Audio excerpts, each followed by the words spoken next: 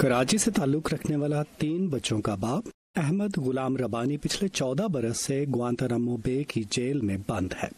باقی قیدیوں کی طرح ربانی بھی اپنی رہائی کے خواب دیکھتے ہیں، جس کا اظہار وہ اپنے آرٹ کے ذریعے کرتے ہیں۔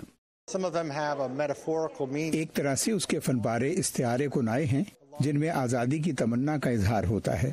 ذرائع ابلاغ کی رپورٹس کے مطابق احمد ربانی کراچی میں ٹیکسی ڈرائیور تھے اور اکثر عرب نژاد لوگوں کو سروس فراہم کرتے تھے۔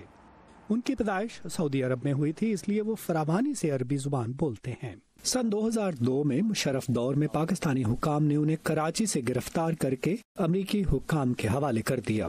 روہنگیا نسل سے تعلق رکھنے والے احمد ربانی ستمبر 2004 سے گوانتانامو جیل میں قید ہیں۔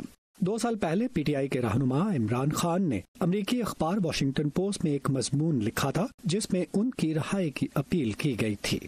احمد غلام ربانی ایک طویل عرصے تک قید میں بھوک ہڑتال پر بھی رہے ہیں۔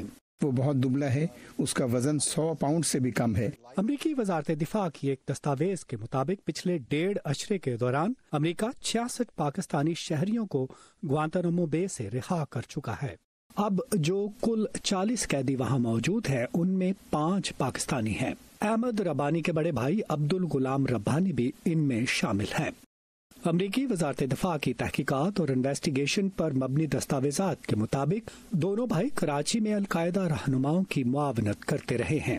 پاکستان کا کہنا ہے کہ وہ ان قیدیوں کی رہائی کے لیے بات چیت مسلسل جاری رکھے ہوئے ہے۔ یہ ہم کنٹینیوسلی ان کے ساتھ اٹھا رہے ہیں، اٹس اے ڈیفیکلٹ نیگوشیشن مگر جاری ہے۔ حال ہی میں گوانتانامو بے قید خانے کے 17 برس پورے ہونے پر واشنگٹن ڈی سی میں اس سال بھی اس قید خانے کی موجودگی کے خلاف احتجاج ہوا۔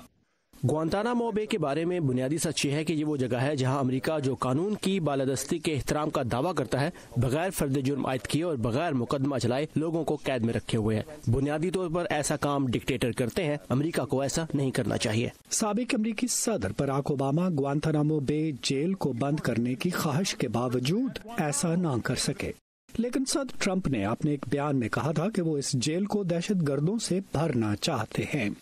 ندیم یعقوب، وائس آف امریکہ، واشنگٹن۔